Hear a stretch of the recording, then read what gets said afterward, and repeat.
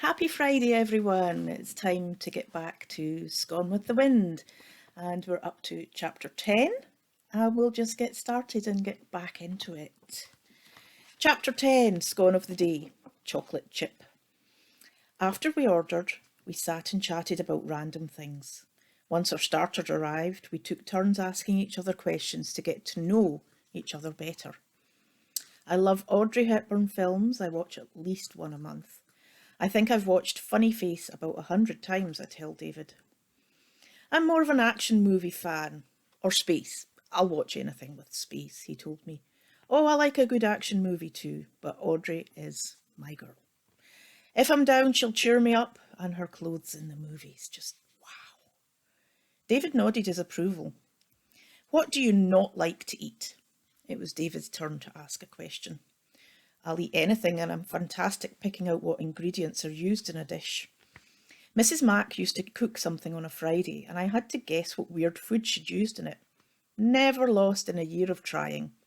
And she had slipped in daikon, radish, jackfruit, and galangal, to name a few of the strange things she had tried to trick me with. How did you do it? Are you just really well acquainted with different ingredients?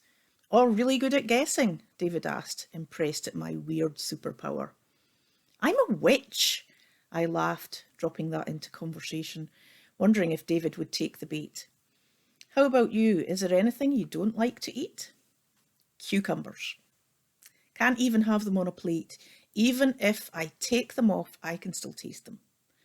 Cucumbers don't really have any flavour, I replied, wondering what they tasted like to him. To me, they're just watery, crunchy things with a mild hint of something.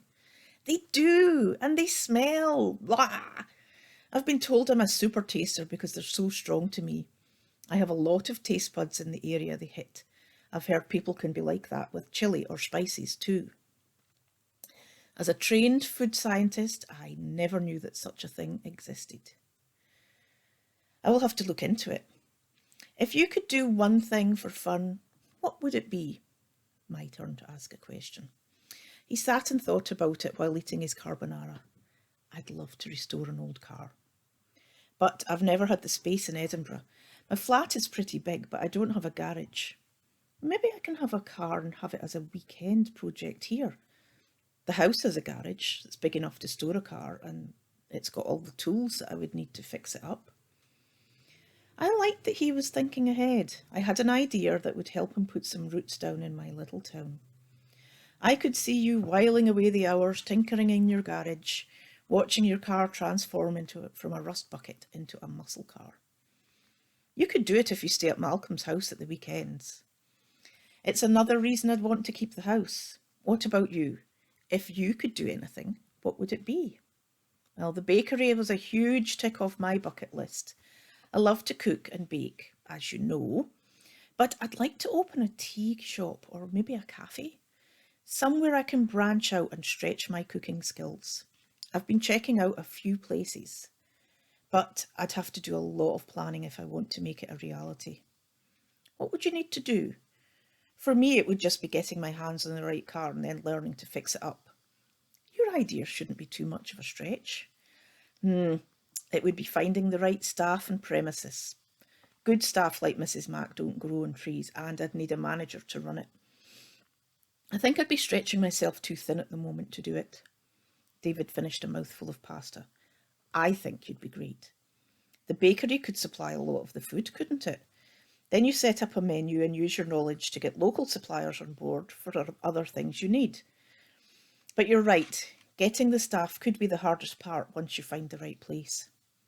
It was so good to share the ideas which had been rattling around my head with someone, and for them to listen and think about them, and not think that I'm incapable. Being with David was easy, and it made me happy. We'd been talking for ages when I stifled a yawn. Oh, we'd better head home. I have a 5 a.m. wake up tomorrow, I said, and caught the waiter's attention for the bill. David took it when the waiter left on the table and went to pay. I offered to pay half, but he insisted. No arguments. I might not cook as well as you do, but I can treat you to a meal. On the drive home, I asked about the funeral arrangements for Malcolm. He had everything set up himself. I think after my aunt died, he made his own arrangements to make it easier on everyone. I really respect him for doing that. I think it will be small. He didn't have any family. My parents will be there and my sister. Then it's whoever comes along who knew him. We'll have the wake at the Fiddler. I don't know how many people will turn up, but they say not to worry. They were used to catering for funerals. I think he mentioned something about that to me after Elsie passed away. I'd been dropping in on him and I thought it was just his grief talking, but he must have acted on it. Well, I'm thankful that he did. I wouldn't know where to start. I might look into doing it for myself. I hope I'm a long way off needing it, but I like the idea of choosing my own send-off, David mused as we turned off the exit into our little town. He pulled up in front of the baker's and got out to walk me to the door.